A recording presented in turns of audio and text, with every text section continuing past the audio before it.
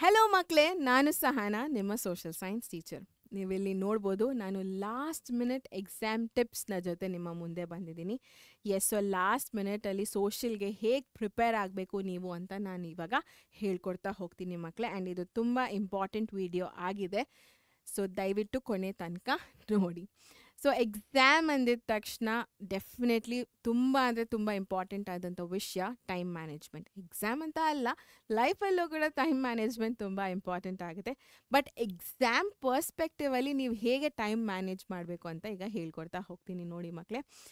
First allocate time for each subject ಅಥವಾ topic. ಪ್ರತಿಯೊಂದು ವಿಷಯಕ್ಕೂ ಹಾಗೂ ಸಮಯಕ್ಕೂ ನೀವು ನಿಗದಿತಪಡಿಸಬೇಕು ಟೈಮ್ ಅನ್ನೋದನ್ನು, ಓಕೆನಾ.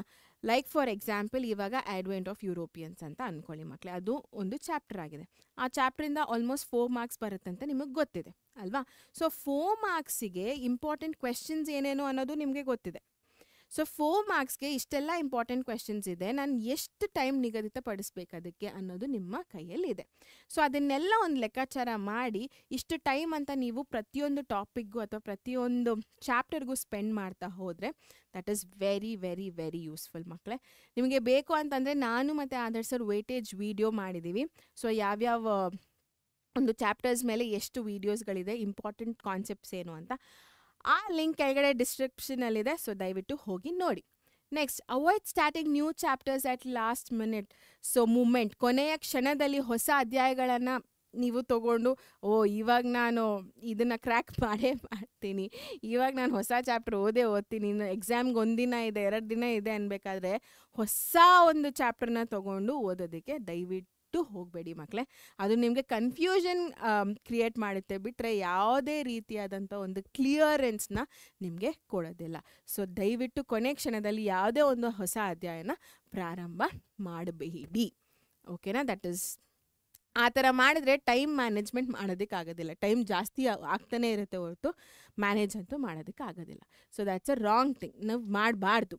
And use pomodoro rule for quick revision. Pomodoro rule ಅಂದಿದ ತಕ್ಷಣ 25 ಮಿನಿಟ್ಸ್ ಓದೋದು, 5 ಮಿನಿಟ್ಸ್ ನೀವೇನು ಮಾಡಬೇಕು, ರೆಸ್ಟ್ ಮಾಡಬೇಕು, ಓಕೆನಾ. ಸೊ 25 ನಿಮಿಷ ಓದೋ ಅಂಥದ್ದು, 5 ನಿಮಿಷ ಬ್ರೇಕ್ ತೊಗೊಳ್ಳೋ ಅಂಥದ್ದು, ಮತ್ತು 25 ನಿಮಿಷ ಓದೋ ಅಂಥದ್ದು, 5 ನಿಮಿಷ ಬ್ರೇಕ್ ತೊಗೊಳ್ಳೋ ಅಂಥದ್ದು. ಸೊ ಈ ಥರ 4 ಸೆಟ್ಸ್ ಮಾಡಿ ಮಕ್ಕಳೇ, ಓಕೆನಾ.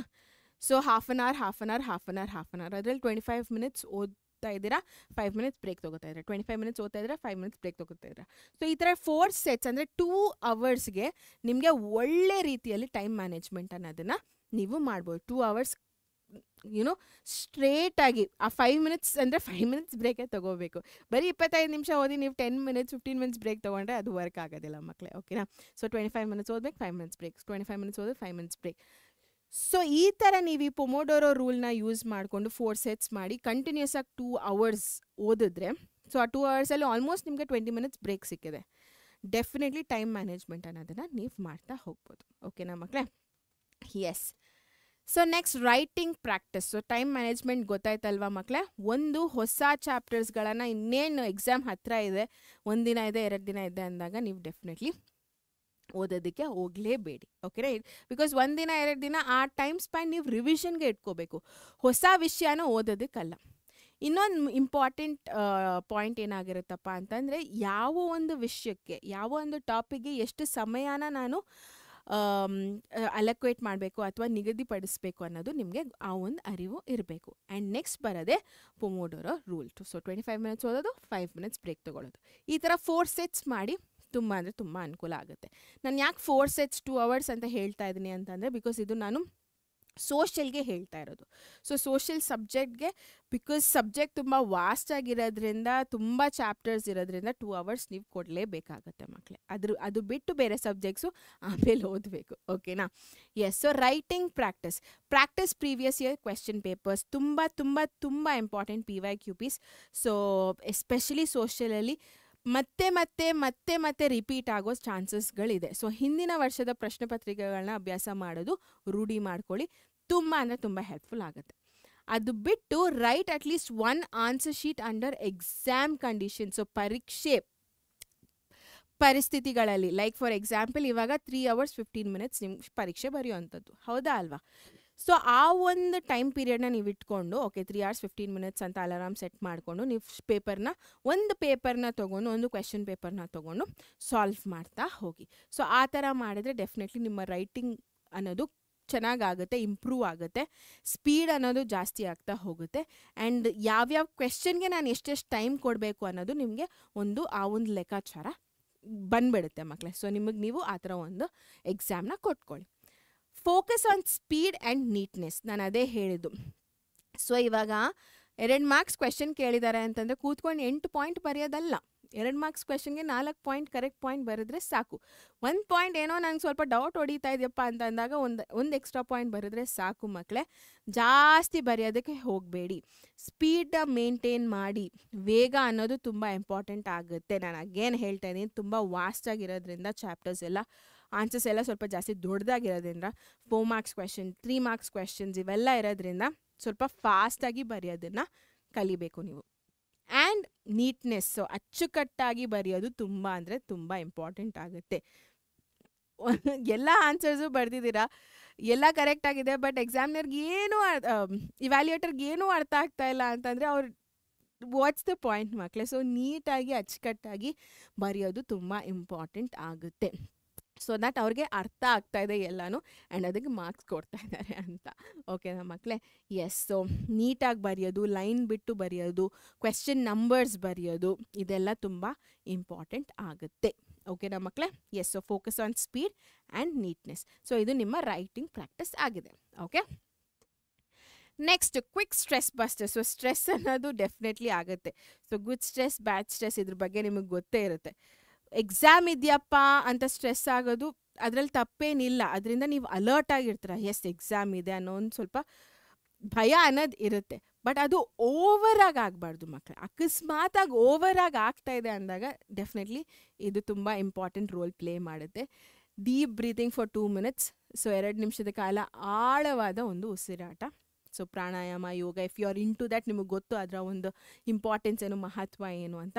So breathing in and breathing out ತುಂಬ ಅಂದರೆ ತುಂಬ ಹೆಲ್ಪ್ ಮಾಡುತ್ತೆ ಸ್ಟ್ರೆಸ್ನ ರಿಲೀಸ್ ಮಾಡೋದಕ್ಕೆ, ಒತ್ತಡನ ರಿಲೀಸ್ ಮಾಡೋದಕ್ಕೆ. And stretching or short walk, ಹಿಗ್ಗುವಿಕೆ. ಓಕೆನಾ? ಸೊ ನಿಮ್ಮ ಕೈಕಾಲ ಒಂದೇ ಕಡೆ ಕೂತ್ಕೊಂಡು ಓದ್ತಾ ಇರ್ತೀರ, ಸೊ ಕೈಕಾಲೆಲ್ಲ ಕಡ್ದಂಗೆ ಆಗಿರುತ್ತೆ. ಸೊ ಸ್ಟ್ರೆಚ್ ಮಾಡೋ ಅಂಥದ್ದು, ಒಂದು ಸಣ್ಣ ನಡಿಗೆ ಆಯಿತಾ, ಅಥವಾ ಅಮ್ಮನ ಜೊತೆ ಹೋಗಿ ಮಾತಾಡೋ ಅಂಥದ್ದು. ಸೊ ಇದೆಲ್ಲ ಒಂದು ಕಾಮನ್ ಪಾಯಿಂಟ್ಸ್ ಆಗಿದೆ ನಿಮ್ಮ ಸ್ಟ್ರೆಸ್ನ ರಿಲೀಸ್ ಮಾಡೋ ಅಂಥದ್ದು. ಓಕೆನಾ? ಆ್ಯಂಡ್ ದೆನ್ ಸ್ಟೇ ಹೈಡ್ರೇಟೆಡ್, ಚೆನ್ನಾಗಿ ನೀರು ಕುಡೀರಿ.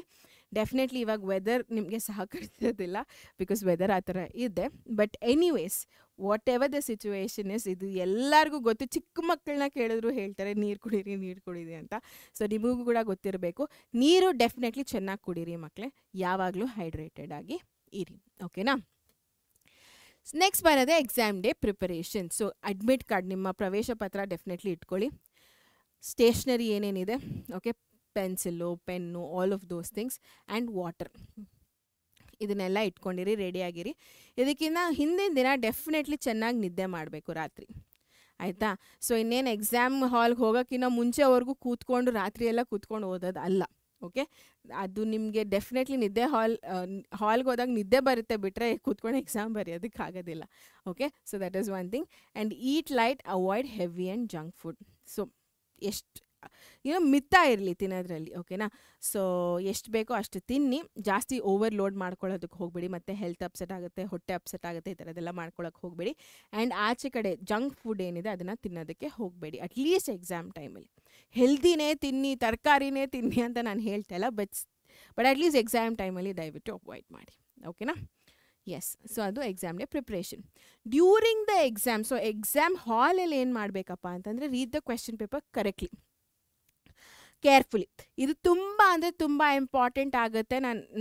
ನಾನು ಮತ್ತೆ ಅದೇ ಹೇಳ್ತಾ ಇದ್ದೀನಿ. ಇವಾಗ for example battle of Plassey ಅಂತ ಕೇಳಿದಾಗ ಅವರು ಅದ್ರದ್ದು ಕಾರಣಗಳೇನು ಅಂತ ಕೇಳಿದ್ರೆ, ನೀವು ಅದ್ರದ್ದು ಔಟ್ಕಮ್ಸ್ ಏನು ಅಂತ ಬರೆದು ಬಂದರೆ there is no point. Battle of Plassey ಅಂತ ನೋಡಿದ ತಕ್ಷಣ ಔಟ್ಕಮ್ಸ್ ಬರೆದ್ರೆ there is no point. But ಅವ್ರು ಕೇಳಿರೋದು ರೀಸನ್ಸ್ ಅಲ್ವಾ? ಸೊ ಆ ಥರ ಫಸ್ಟ್ ಆಫ್ ಆಲ್ ಕ್ವೆಶ್ಚನ್ ಪೇಪರ್ನ ಕರೆಕ್ಟಾಗಿ ಓದಿ. ನಿಮಗೆ ಆನ್ಸರ್ ಗೊತ್ತಿರುತ್ತೆ, ಕರೆಕ್ಟ್ ಆನ್ಸರೇ ಗೊತ್ತಿರುತ್ತೆ, ಬಟ್ ಆ ಆನ್ಸರ್ಗೂ ಕ್ವೆಶನ್ಗೂ ಸಂಬಂಧ ಇರೋದಿಲ್ಲ. ಸೊ ಆ ಥರ ಆಗಬಾರ್ದು.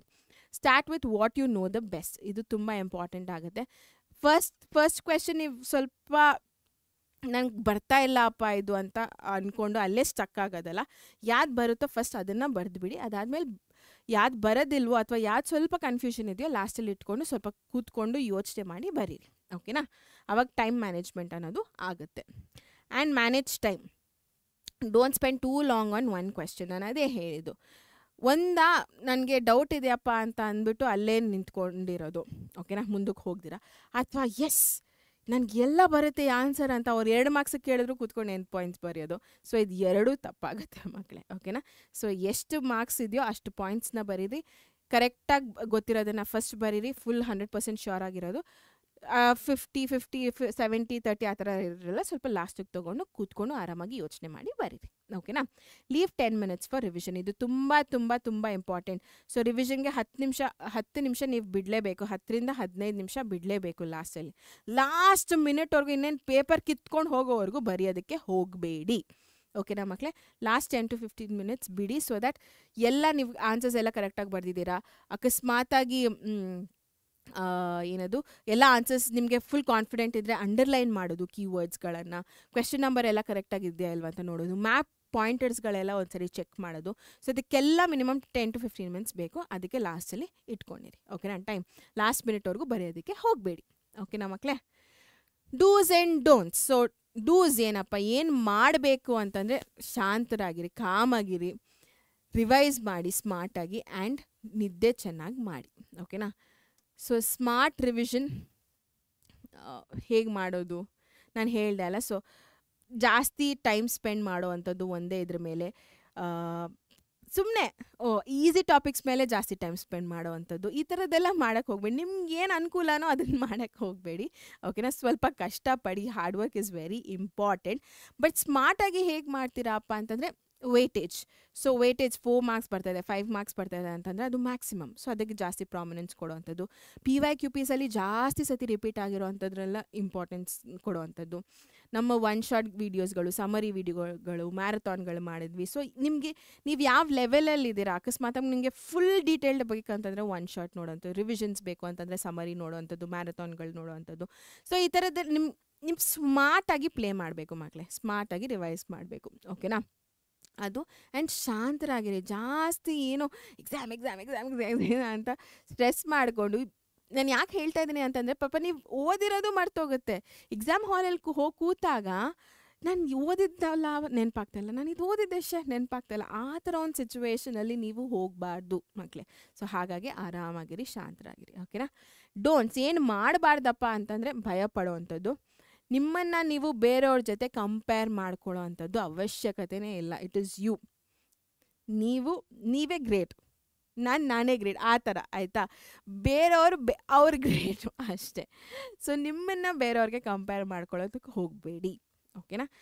ಎಸ್. ಸೊ ಅದು ತುಂಬ ಅಂದರೆ ತುಂಬ ಇಂಪಾರ್ಟೆಂಟ್ ಆಗುತ್ತೆ. ನಿಮಗೆ ಅದು ಯಾವುದೇ ರೀತಿಯಲ್ಲೂ ಅನುಕೂಲ ಮಾಡಿಕೊಡೋದಿಲ್ಲ. 1% ಹೆಲ್ಪ್ ಮಾಡೋದಿಲ್ಲ ನಿಮಗೆ. ಸೊ ಅಂಥ ಟೈಮಲ್ಲಿ ಯಾಕೆ ನೀವು ಸುಮ್ಮನೆ ಅವನ್ನ ನೋಡು ಅವಳನ್ನ ನೋಡು ಅಂದ್ಕೊಂಡಿರೋದು? ಅವಶ್ಯಕತೆ ಇಲ್ಲ. ಆ್ಯಂಡ್ ಓವರ್ ಸ್ಟಡಿ, ಓವರಾಗಿ ಓದುವಂಥದ್ದು, ಓವರಾಗಿ ಅತಿಯಾಗಿ ಅಧ್ಯಯನ ಮಾಡುವಂಥದ್ದು ಅವಶ್ಯಕತೆ ಇಲ್ಲ. ಸೊ ಓವರಾಗಿ ಓದೋದು ಅಂತಂದರೆ ಲೈಕ್ ಸ್ಟ್ರೆಸ್ ಆಗೋ ಅಷ್ಟು ಓದೋ ಅಂಥದ್ದು ಅವಶ್ಯಕತೆ ಇಲ್ಲ ಮಕ್ಕಳೇ. ಓಕೆನಾ? ಸೊ ಡೆಫಿನೆಟ್ಲಿ ನಿಮ್ಮ ಕೆಪಾಸಿಟಿ ನಿಮಗೆ ಗೊತ್ತು. ಆ್ಯಂಡ್ ನಾವು ಡೆಫಿನೆಟ್ಲಿ ಹೆಲ್ಪ್ ಮಾಡ್ತಾಯಿದ್ದೀವಿ, ಸದಾ ಹೆಲ್ಪ್ ಮಾಡ್ತಾಯಿದ್ದೀವಿ ನಿಮಗೆ. ಸೊ ನಮ್ಮ ವೀಡಿಯೋಸ್ಗಳನ್ನು ನೋಡಿ ನಿಮಗೆ ತುಂಬ ಅಂದರೆ ತುಂಬ ಹೆಲ್ಪ್ ಆಗುತ್ತೆ. ಸೊ ಅದ್ರ ಪ್ರಕಾರ ನೀವು ಓದ್ಕೊಂಡು ಹೋಗಿ, ಸ್ಮಾರ್ಟಾಗಿ ಓದ್ಕೊಂಡು ಹೋಗಿ. ಓಕೆನಾ ಮಕ್ಕಳೇ? So that is very very important. ಓವರಾಗಿ ಓದೋದನ್ನೇ ಓದಿ ಓದಿ ಓದಿ ಓದಿ ಓದಿ ಓದಿ ಲಾಸ್ಟಲ್ಲಿ ಎಕ್ಸಾಮ್ಗೆ ಹೋಗೋ ಅಷ್ಟೊತ್ತಿಗೆ ಎಲ್ಲ ಮರ್ತು ಬಿಡೋದು, ಅಥವಾ ಸ್ಟ್ರೆಸ್ ಆಗೋದು, ಅಥವಾ ರೆಸ್ಟ್ಲೆಸ್ ಆಗೋದು, ಈ ಥರದ್ದೆಲ್ಲ ಮಾಡ್ಕೋಬೇಡಿ. ಓಕೆನಾ? Yes. So that is do's and don'ts. So ಲಾಸ್ಟಲ್ಲಿ ಒಂದು ಮೋಟಿವೇಶನ್ ನಿಮಗೆ. So trust yourself. ತುಂಬ ಅಂದರೆ ತುಂಬ ಇಂಪಾರ್ಟೆಂಟ್ ಮಕ್ಕಳೇ. Trust yourself. You know more than you think you do. ಹೌದಾ ಅಲ್ವಾ?